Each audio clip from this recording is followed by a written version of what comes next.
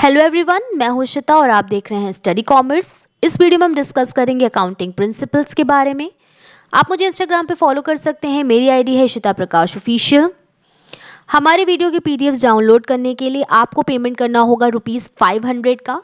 ये एक one time payment है। आप फ़ोन पे, गूगल पे या किसी भी अदर यूपीआई से दिए गए नंबर 7317240017 इस पे पेमेंट करके हमें ज्वाइन कर सकते हैं। बाकी की डिटेल्स डिस्क्रिप्शन में दी हुई है, तो आप उससे वहाँ से भी देख सकते हैं। तो चलिए शुरू करते हैं। इस वीडियो में हम डिस्कस कर रहे हैं अकाउंटिंग प्रिंसिपल्स के बारे में। देखिए, अकाउंटिंग को बिजनेस की लैंग्वेज कहा जाता है। बिजनेस की लैंग्वेज का यहाँ मतलब है कि बिजनेस में जो भी एक्टिविटीज़ हो रही हैं, जो भी सारी चीज़ें हो रही हैं, वो किसके थ्रू बताया जाता है। तो अकाउंटिंग के थ्रू बिजनेस में जो एक्टिविटीज़ हो रही हैं उसके बारे में बताया जाता है। एक कंपनी की या एक बिजनेस की क्या प्रॉफिटेबिलिटी है, क्या सॉल्वेंसी है, की जो पोजीशन है, ये पता चलती है अकाउंटिंग स्टेटमेंट्स के द्वारा। किसे बताई जाती है? तो बिजनेस की वेरियस पार्टीज होती हैं, जैसे कि क्रेडिटर्स हैं, गवर्नमेंट हो सकती है, इन्वेस्टर्स हैं, एक कंपनी के शेयर होल्डर्स हैं।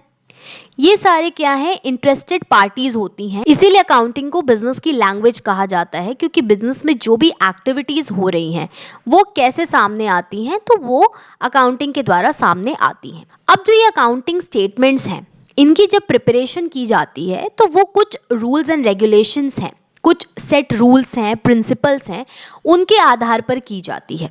जो अकाउंटिंग प्रिंसिपल्स हैं इनको कहा जाता है gap, generally accepted accounting principles.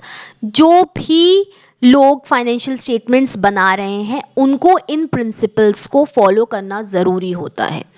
तो अकाउंटिंग प्रिंसिपल्स क्या है? रूल्स एंड गाइडलाइंस हैं। एक यूनिफॉर्म रूल्स एंड गाइडलाइंस हैं। यूनिफॉर्म रूल्स एंड गाइडलाइंस का मतलब है कि जितनी भी इंटरप्राइजेस हैं, एवरी इंटरप्राइज, उनको इन रूल्स को फॉलो करके ही अपने यहाँ अकाउंटिंग करनी होती है। तो यूनिफॉर्म सेट रूल्स हैं।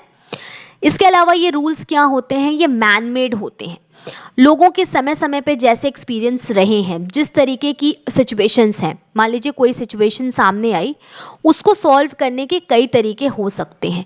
तो जो बेस्ट तरीका रहा उस सिचुएशन में उस प्रॉब्लम को सॉल्व करने का, लोगों के जो एक्सपीरियंसेस रहे, उसके आधार पर इन प्रिंसिपल्स को बनाया गया। ये प्रिंसिपल्स स्टैटिक नहीं हैं, यानी कि समय के साथ ये चेंज होते हैं। इन प्रिंसिपल्स का यूज़ किया जाता है ताकि जो अकाउंटिंग है वो यूनिफॉर्म हो और कंसिस्टेंसी मेंटेन रहे। अकाउंटिंग प्रिंसिपल्स में दो चीज़ें इंक्लूड होती हैं, अकाउंटिंग कॉन्सेप्ट्स और अकाउंटिंग कन्वेंशंस। तो अकाउंटिंग इंफॉर्मेशन को ज़्यादा रिलायबल बनाने के लिए और कंपेरेबल बनाने के लिए इन कॉन्सेप्ट्स का यूज़ किया जाता है। तो अकाउंटिंग कॉन्सेप्ट्स क्या हैं? अकाउंटिंग को ज़्यादा मीनिंगफुल बनाने के लिए इसका मतलब ये है इंटरेस्टेड पार्टीज़ को एग्जैक्टली जो बताना चाहते हैं, जिस रूप में बताना चाहते हैं, उनको उसी तरह से वो सारी चीज़ें समझ में आ सकें। इसके लिए अकाउंटिंग स्टेटमेंट्स को बनाते समय अकाउंटिंग कॉन्सेप्ट्स का यूज़ किया जाता है। एक तरह से आप कह सकते हैं कि अकाउंटिंग कॉन्सेप्ट्स गाइड करते हैं कि फिनेंशियल स्टेटमेंट्स को किस तरीके से बनाना है, यानी ट्रांजैक्शंस को कैसे रिकॉर्ड करना है और उनको कैसे दिखाना है, कैसे शो करना है। यहाँ हम 10 तरीके के अकाउंटिंग कॉन्सेप्ट्स देखेंगे। पहले है बिजनेस एंटिटी कॉन्सेप्ट, दूसरा है money measurement concept, going concern concept, accounting period concept, cost concept. Next है आपका dual aspect concept, revenue recognition concept, matching concept, accrual concept और ऑब्जेक्टिविटी कॉन्सेप्ट। एक एक करके हम इन कॉन्सेप्ट्स को देख लेते हैं। सबसे पहला है आपका business entity concept. Business entity concept को सिंपली याद रखें कि बिजनेसमैन और उसका बिजनेस, ये दोनों एक दूसरे से अलग होते हैं, यानी कि जो ओनर है और जो बिजनेस वो ओन करता है, ये दोनों अलग अलग हैं। और जब भी अकाउंटिंग की जाती है वो बिजनेस को ध्यान में रखते हुए, बिजनेस के पॉइंट ऑफ व्यू से की जाती है, ना कि बिजनेसमैन के। फॉर एग्जाम्पल, एक फर्म है जिसका नाम है एबीसी लिमिटेड, इसके मालिक हैं मिस्टर एक्स। अब अकाउंटिंग जो होगी वो एबीसी लिमिटेड के नाम पे होती है, ना कि मिस्टर एक्स की। मिस्टर एक्स ओनर हैं, बट जो भी अकाउंटिंग होगी, जो भी ट्रांजैक्शंस रिकॉर्ड होंगे, वो एबीसी लिमिटेड यानी इस फर्म के नाम पर होंगे। तो जो बिजनेस का ओनर होता है और जो बिजनेस होता है, ये हमेशा एक दूसरे से डिस्टिंक्ट और सेपरेट माने जाते हैं। ट्रांजैक्शंस हमेशा फर्म्स के पॉइंट ऑफ व्यू से रिकॉर्ड होता है। अब हमने कहा कि बिजनेस और जो ओनर है वो दोनों एक दूसरे से अलग होते हैं, इसलिए जो प्रोप्राइटर या जो ओनर होता है उसको बिजनेस का क्रेडिटर माना जाता है। तो जितनी कैपिटल उसने इन्वेस्ट की है बिजनेस में, उतनी कैपिटल तक का वो क्रेडिटर होता है। यहाँ पे ये देखा जाता है कि मान लीजिए अगर आपको बिजनेस स्टार्ट करना है और आपको इसको स्टार्ट करने के लिए पैसे चाहिए, तो यहाँ पे किसी फिनेंशियल इंस्टीट्यूशन से पैसा लेने के बजाय यहाँ पे क्या हो रहा है कि ओनर से पैसा लिया जा रहा है।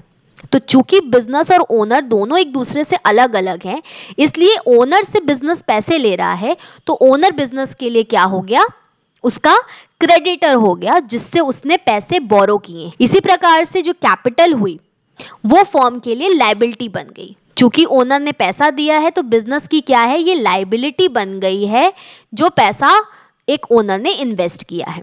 इसी कारण से आप देखते हैं कि जब बिजनेसमैन बिजनेस से कोई पैसे निकालता है तो उसे ड्राइंग्स कहा जाता है। कोई पैसे निकाले या गुड्स उसने निकाले हैं तो ये सब ड्राइंग्स के अंतर्गत आता है और इस पे उसको इंटरेस्ट का पेमेंट करना होता है। जो रूल है बिजनेस एंटिटी कॉन्सेप्ट का, ये हर तरीके की ऑर्गेनाइजेशंस पे एप्लीकेबल होता है। इस लाइन में आप एक बात ध्यान रखेंगे कि जब हम कहते हैं कि ये हर तरीके के ऑर्गेनाइजेशंस पर एप्लीकेबल होता है, तो यहाँ पे एक सवाल उठता है। ये लॉ की नज़र में पार्टनरशिप को या सोल प्रोप्राइटर को सेपरेट एंटिटी तो नहीं माना जाता है, लेकिन अकाउंटिंग की बात करते हैं तो अकाउंटिंग के पॉइंट ऑफ व्यू से ये सेपरेट होते हैं। नेक्स्ट कॉन्सेप्ट है money measurement concept. Money measurement concept का सीधा साधा मतलब है कि बिजनेस में सिर्फ उन्हीं ट्रांजैक्शन या इवेंट्स को रिकॉर्ड किया जाता है जिन्हें हम मनी के टर्म्स में एक्सप्रेस कर सकते हैं। कोई भी ऐसे ट्रांजैक्शंस जो बहुत ही इंपॉर्टेंट क्यों ना हो, बट अगर हम उन्हें मनी में एक्सप्रेस नहीं कर सकते, यानी मनी में पैसे के टर्म्स में अगर हम उसे नहीं लिख सकते, तो उसे अकाउंटिंग में रिकॉर्ड नहीं किया जाएगा, उसकी अकाउंटिंग में कोई भी जगह नहीं होगी। नेक्स्ट है going concern concept. Going concern concept का मतलब है कि जो बिजनेस होता है वो लंबे समय तक चलता है, लॉन्ग पीरियड के लिए चलता है, ये अज्यूम कर लिया जाता है। ये मान लिया जाता है कि कोई बिजनेस अगर आज खोला गया है तो वो कल बंद करने के लिए ओपन नहीं किया गया है। अगर बंद ही करना होगा हमें कल, तो कोई बिजनेस हम स्टार्ट ही क्यों करेंगे। तो कोई भी बिजनेस स्टार्ट किया जाता है तो वो इस अजम्पशन के साथ किया जाता है कि ये लॉन्ग पीरियड में चलेगा, ये लंबे समय तक चलेगा। ये गोइंग कंसर्न कॉन्सेप्ट कहता है। तो जो भी अकाउंटिंग की जाती है, जो भी रिकॉर्डिंग की जाती है बुक्स में, वो इसी कॉन्सेप्ट के आधार पर की जाती है कि बिजनेस लंबे समय तक चलेगा। है अकाउंटिंग में कि जब भी आप फिक्स एसेट्स को देखते हैं वो ओरिजिनल कॉस्ट पे रिकॉर्ड की जाती है, ना कि मार्केट वैल्यू पे। जो मार्केट वैल्यू होती है किसी भी फिक्स एसेट्स की, उसको इग्नोर कर दिया जाता है। कोई मशीन है, उसको 2 लाख पे परचेज किया गया है, तो जब आप अकाउंटिंग बुक्स देखेंगे मशीन आपको 2 लाख की दिखेगी एसेट्स में, यानी वो उसके ओरिजिनल कॉस्ट पे ही रिकॉर्ड की जाती है। कारण इसका यही है कि जो बिजनेस है वो लॉन्ग पीरियड में चलेगा, तो मशीन का सारा एक्सपेंस किसी एक साल में दिखाने के बजाय, किसी एक साल में चार्ज करने के बजाय, अगर आपको लगता है ये मशीनरी 10 साल तक चलेगी, तो जो इस मशीन का कॉस्ट होगा आने वाले 10 साल तक के लिए, इसके कॉस्ट को इस पे स्प्रेड कर दिया जाता है। नेक्स्ट है accounting period concept. Accounting period concept का मतलब है कि जो पूरा काम होता है या एंटायर लाइफ आप कहेंगे जो फर्म की होती है, उसको कुछ टाइम इंटरवल्स में डिवाइड कर दिया जाता है ताकि प्रॉफिट को मेजर किया जा सके। गोइंग कंसर्न कॉन्सेप्ट पे हम चल रहे हैं, तो जब बिजनेस स्टार्ट होता है तो बिजनेस की रियल प्रॉफिट या लॉस क्या हो रही है ये तभी पता चलता है जब बिजनेस को शट डाउन कर दिया जाए। लेकिन अगर बिजनेस के शटडाउन तक का आप इंतज़ार करेंगे तो ये बहुत लंबा समय हो जाएगा। इसलिए हर साल ज़रूरी है कि फर्म ने कितना प्रॉफिट कमाया, कितना लॉस हुआ, कितना एक्सपेंसेस हुआ, कितना रेवेन्यू हुआ, ये पता करने के लिए जो एंटायर लाइफ है एक बिजनेस की या एक फर्म की, उसको कुछ टाइम इंटरवल्स में डिवाइड कर दिया जाता है ताकि उसका प्रॉफिट निकाला जा सके। तो ये जो टाइम पीरियड होता है ये 12 महीने का होता है और फाइनेंशियल ईयर आपका स्टार्ट होता है 1 अप्रैल से 31 मार्च तक। ये इनकम टैक्स में जब हम बात करते हैं तो 1 अप्रैल से 31 मार्च तक का रूल यहाँ पे लागू होता है। नेक्स्ट है आपका कॉस्ट कॉन्सेप्ट। कॉस्ट कॉन्सेप्ट को हम हिस्टोरिकल कॉस्ट कॉन्सेप्ट के नाम से भी जानते हैं। कॉस्ट कॉन्सेप्ट कहता है कि एसेट्स को बुक्स ऑफ अकाउंट्स में जिन प्राइस पे उसको खरीदा गया था उसी प्राइस पर उसको दिखाया जाता है। यानी कि अगर हमने कोई मशीन खरीदी है 5 लाख रुपए की, तो हम बुक्स में इसको 5 लाख पर दिखाएंगे। इसकी मार्केट वैल्यू को इग्नोर कर दिया जाता है, मार्केट वैल्यू को कंसिडर नहीं किया जाता है। मान लीजिए आपने एक बिल्डिंग खरीदी, वो 2 लाख रुपए की है। अब कुछ सालों बाद जो उसकी मार्केट वैल्यू है, से 2 इयर्स के बाद उसकी जो मार्केट वैल्यू है ये हो गई 5 लाख रुपए। तो बुक्स ऑफ अकाउंट्स में हम 2 लाख पर ही बिल्डिंग को शो करेंगे, ना कि 5 लाख पर। मार्केट वैल्यू जो होगी इसको इग्नोर कर दिया जाता है। अब कॉस्ट कॉन्सेप्ट ये नहीं कहता कि आप हमेशा सिर्फ एक ही कॉस्ट को दिखाते चलिए, चाहे जितने साल हो आप एक ही कॉस्ट पे एसेट्स को दिखाते चलिए। इसी रीजन से हम हर साल क्या करते हैं, डेप्रिसिएशन चार्ज करते हैं। जो कॉस्ट होती है वो रिड्यूस होती चलती है डेप्रिसिएशन चार्ज करके। और बैलेंस शीट में जो आपको एसेट्स दिखती है वो डेप्रिसिएशन को माइनस करके, डेप्रिसिएशन को डिडक्ट करके दिखाया जाता है। नेक्स्ट है dual aspect concept. Dual aspect concept कहता है हर ट्रांजैक्शन का डुअल एस्पेक्ट होता है, यानी कि ये कम से कम 2 अकाउंट्स को इफेक्ट करता है। एक डेबिट होता है तो दूसरा क्रेडिट होता है। इस रिकॉर्डिंग सिस्टम को हम डबल एंट्री सिस्टम कहते हैं। अब डबल एंट्री सिस्टम जो है ये दिया है लूका पैसियोली ने। इनको हम father of accounting and father of double entry system के नाम से भी जानते हैं। इन्होंने ईयर 1494 में एक बुक लिखी थी, डी कंप्यूटेसेट स्क्रिप्चराइज। इसमें इन्होंने डबल एंट्री सिस्टम के बारे में बताया था। जो इक्वेशन होता है अकाउंटिंग का, इसको बैलेंस करने के लिए हम हमेशा देखते हैं कि एक ट्रांजैक्शन 2 अकाउंट्स को इफेक्ट करता है, एक डेबिट होता है तो दूसरा क्रेडिट होता है। इसी का रीजन आप देखते हैं कि बैलेंस शीट जो होती है उसका जो टोटल होता है वो अंत में इक्वल हो जाता है। तो जो इक्वेशन होता है इसको बैलेंस किया जाता है। इक्वेशन कुछ आपका इस तरीके का है, assets is equal to liabilities plus capital, या फिर हम कह सकते हैं capital is equal to assets minus liabilities. इस चीज़ को आप हमेशा याद रखें। इस तरीके के क्वेश्चन एग्जामिनेशंस में अक्सर पूछे जाते हैं कि इक्वेशन क्या है, एसेट्स कैसे निकाली जाती है या कैपिटल कैसे निकाली जाती है। नेक्स्ट है रेवेन्यू रिकॉग्निशन कॉन्सेप्ट। रेवेन्यू कब अर्न होती है, तो या तो गुड्स को सेल करिए या तो सर्विसेज को प्रोवाइड किया जाए तो रेवेन्यू अर्न होती है। अब रेवेन्यू रिकॉग्निशन कॉन्सेप्ट बताता है कि हम कब मानेंगे कि हमें रेवेन्यू रियलाइज हो गई या रेवेन्यू मिल गई। इसको हम रेवेन्यू रियलाइजेशन कॉन्सेप्ट के नाम से भी जानते हैं। जब हमने कोई गुड्स का ओनरशिप ट्रांसफर कर दिया परचेजर को, जैसे ही ट्रांसफर कर दिया यानी वो लीगली बाइंड हो गया कि अब उसको हमने ओनरशिप दे दी गुड्स की, तो अब उसको वो पेमेंट करना होगा उस गुड्स का, तो यहाँ वो लीगली लायबल हो गया। तभी जैसे ही हमने ओनरशिप ट्रांसफर की हम मान लेंगे कि हमें रेवेन्यू रियलाइज हो गया, रेवेन्यू मिल गया, भले ही हमें कैश रिसीव हुआ हो या ना हुआ हो। यहाँ पे ध्यान रखें कि यहाँ कैश का मैटर नहीं है, it is not related with receipt of cash. इसे एग्जाम्पल से समझने की कोशिश करते हैं। मान लीजिए आप एक फॉर्म चलाते हैं, वहां पे आपको एक गुड्स का ऑर्डर मिला 1 जनवरी को। 1 जनवरी को आपको एक गुड्स का ऑर्डर मिला, आपने 20 जनवरी तक गुड्स को सप्लाई कर दिया, लेकिन आपको कैश रिसीव हो रहा है 1 अप्रैल को। यानी 20 जनवरी को जब आपने सप्लाई किया गुड्स को तो उस समय आपको कैश रिसीव नहीं हुआ, आपको कैश रिसीव हुआ 1 अप्रैल को। लेकिन रेवेन्यू को हम रियलाइज 20 जनवरी को ही मानेंगे, क्योंकि हमने ओनरशिप जो गुड्स की थी वो 20 जनवरी को ट्रांसफर की है। कैश चाहे जब मिले, लेकिन रेवेन्यू रिकॉग्निशन कॉन्सेप्ट कहता है कि रेवेन्यू को रियलाइज तभी मान लिया जाएगा जब आप ओनरशिप ट्रांसफर करते हो। अब इनकम्स के केस में रेवेन्यू टाइम बेसिस के आधार पर माना जाता है। यानी कि अगर आपको मान लीजिए रेंट रिसीव होना है या इंटरेस्ट रिसीव होना है, जो इनकम्स हैं ये अगर रिसीव होनी है तो ये टाइम बेसिस के आधार पर होती है। एग्जाम्पल आप यहाँ देख सकते हैं कि 2018 मार्च का रेंट था जो कि आपको अप्रैल 2019 में मिला, लेकिन तब भी हम इसको कौन से फाइनेंशियल ईयर में दिखाएंगे, तो हम इसे 31 मार्च 2018 का जो फाइनेंशियल ईयर है इसमें दिखाएंगे। नेक्स्ट है matching concept. Matching concept net profit निकालने के लिए एक बहुत इंपॉर्टेंट माना जाता है। मैचिंग कॉन्सेप्ट कहता है कि सही प्रॉफिट निकालने के लिए ये जरूरी है कि जिस साल के रेवेन्यू की हम बात कर रहे हैं उसका कंपैरिजन उस साल के एक्सपेंसेस के साथ किया जाए, तभी आप सही प्रॉफिट निकाल सकते हैं। इसको बेसिकली हम कह सकते हैं कि ये अकाउंटिंग पीरियड जो कॉन्सेप्ट है उस पर बेस्ड है।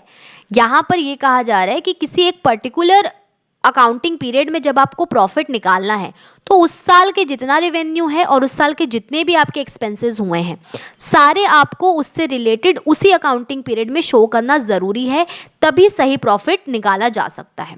इसी का रीज़न है कि आप देखते हैं कि जो आउटस्टैंडिंग एक्सपेंसेस होते हैं, प्रीपेड एक्सपेंसेस होते हैं, ऐसी इनकम्स होती हैं जो ड्यू तो हो गई हैं इस साल में बट अभी रिसीव नहीं हुई हैं, ये सारी हम उसी ईयर के अकाउंटिंग स्टेटमेंट्स में दिखाते हैं। फॉर एग्जाम्पल 2018 में आपको 5,000 का रेंट मिलना था, लेकिन ये रेंट ड्यू तो हो गया कि आपको 2018 में मिलना चाहिए बट आपको मिला 2019 में। लेकिन चूंकि ये जो इनकम है ये तो है 2018 की ही, तो इसको 2018 के फाइनेंशियल स्टेटमेंट में हम दिखा देंगे, भले उसका हमको रिसीव 2019 में हो रहा हो। नेक्स्ट है एक्रूअल कॉन्सेप्ट। रेवेन्यू को तभी रिकॉर्ड किया जाएगा जब सेल्स किया जा रहा है या सर्विस को रेंडर किया जा रहा है, चाहे आपको कैश रिसीव हो रहा हो या ना हो रहा हो।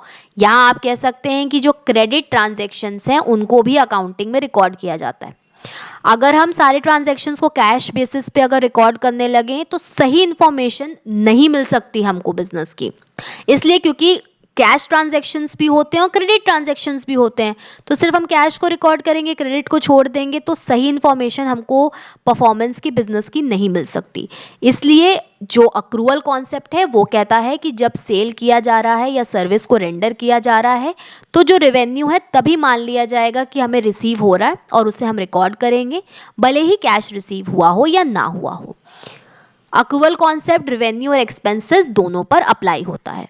यानी अगर हम एक्सपेंसेस की बात करें तो जिस पीरियड में, जिस अकाउंटिंग पीरियड में एक्सपेंसेस इंकर किए गए हैं उसी साल उसी अकाउंटिंग पीरियड में उनको दिखाया जाएगा, चाहे हम कैश का पेमेंट कर रहे हों चाहे ना कर रहे हों। हमने सेल्समैन को कमीशन पे किया 2011 में, जबकि जो उसका कमीशन था वो 2010 की सेल्स का था, तो हमारा कॉस्ट हम 2010 में ही दिखाएंगे, भले हमने जो पेमेंट किया है वो 2011 में किया हो।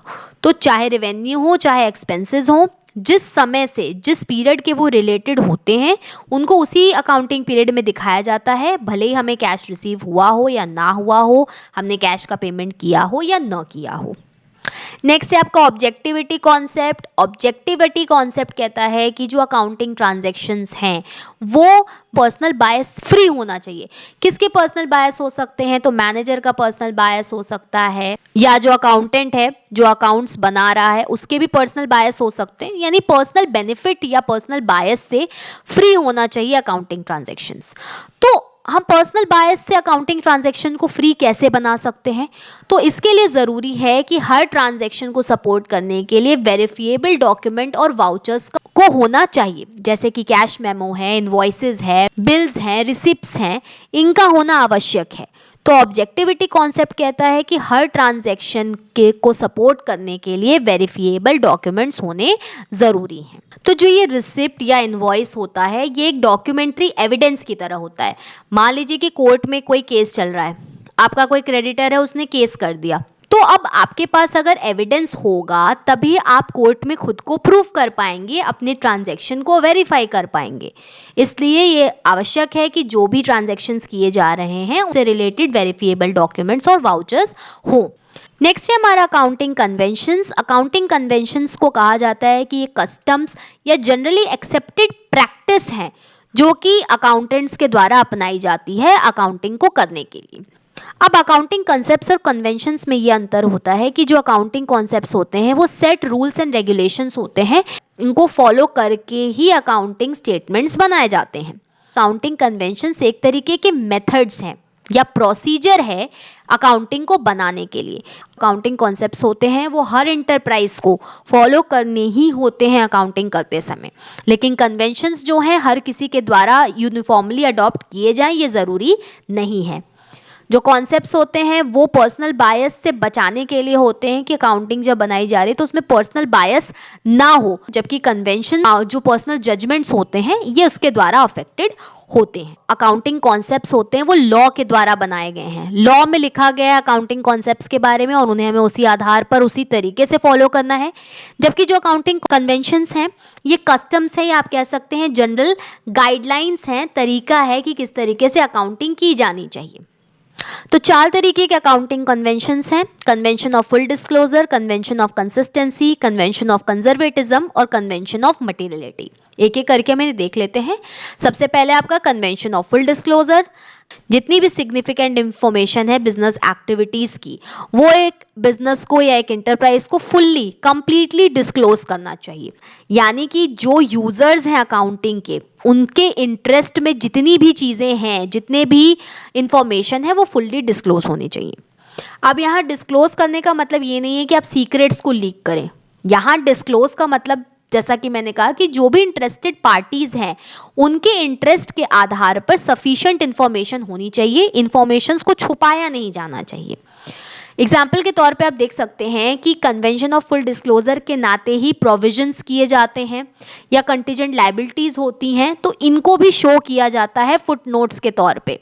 अब जैसे कंटीजेंट लायबिलिटी है, कंटीजेंट लायबिलिटी ऐसी लायबिलिटी है जो करंट में लायबिलिटी तो नहीं है बट फ्यूचर में बन सकती है, तो फुट नोट्स में उसको शो कर दिया जाता है कि हाँ भाई ये लायबिलिटी हो सकती है आगे चल करके।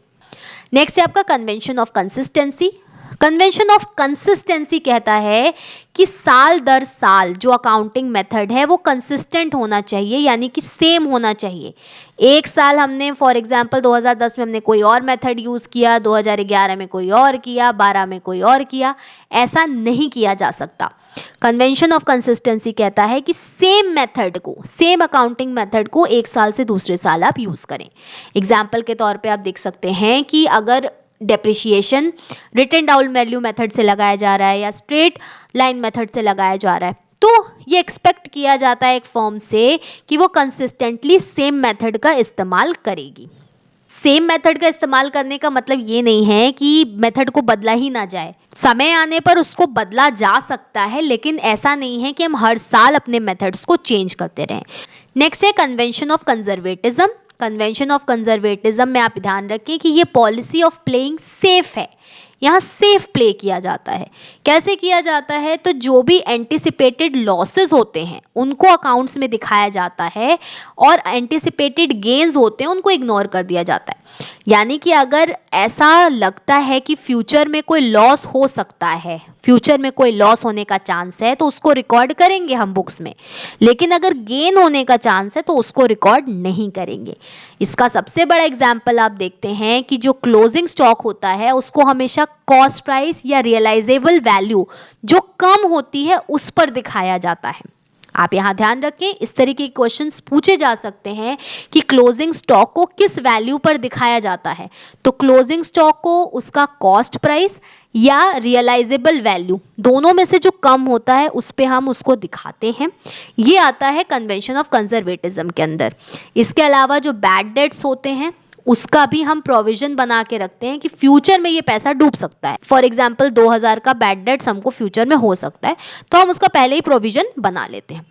यहाँ रियलाइजेबल वैल्यू का मतलब है कि जब आप सेल करेंगे स्टॉक को तो आपको कितना पैसा रिसीव होगा। नेक्स्ट है कन्वेंशन ऑफ मटेरियलिटी। ये एक्सेप्शन है कन्वेंशन ऑफ फुल डिस्क्लोजर का।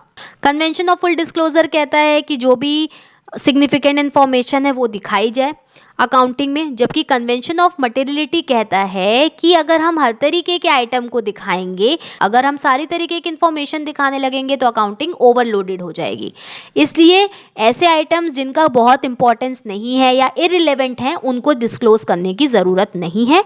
सिर्फ मटीरियल फैक्ट्स जो इम्पॉर्टेंट आपको लगता है कि आपको दिखाना चाहिए, सिर्फ उन्हें दिखाइए, सारी इन्फॉर्मेशन को दिखाने की ज़रूरत नहीं है। एग्जाम्पल के तौर पे आप समझ सकते हैं कि मान लीजिए एक कोई छोटी फॉर्म है, उसके लिए अगर कुछ स्मॉल टूल्स हैं, इनका जो कॉस्ट होगा वो उसके लिए बहुत बड़ी बात हो सकती है, लेकिन एक बड़ी फॉर्म के लिए छोटे मोटे टूल्स के कॉस्ट की बहुत ज़्यादा इंपॉर्टेंस उसके लिए नहीं होती है। तो एक बड़ी फॉर्म का जब हम अकाउंटिंग कर रहे हैं तो यहाँ पे स्मॉल टूल्स के कॉस्ट को इंक्लूड करना ज़रूरी नहीं है, लेकिन जब आप स्मॉल फॉर्म की बात कर रहे हैं तो यहाँ पे इंक्लूड हम करेंगे। तो मटेरियल फैक्ट्स को ही सिर्फ दिखाया जाए अकाउंटिंग में, ज़बरदस्ती सारे जो इन्फॉर्मेशन हैं उसको दिखाने की ज़रूरत नहीं है, ये कन्वेंशन ऑफ मटेरियलिटी कहता है।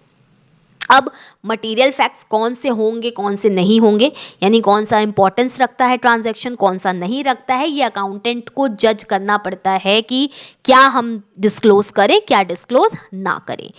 तो आज के इस वीडियो में हमने अकाउंटिंग प्रिंसिपल्स के बारे में डिस्कस किया। Thank you.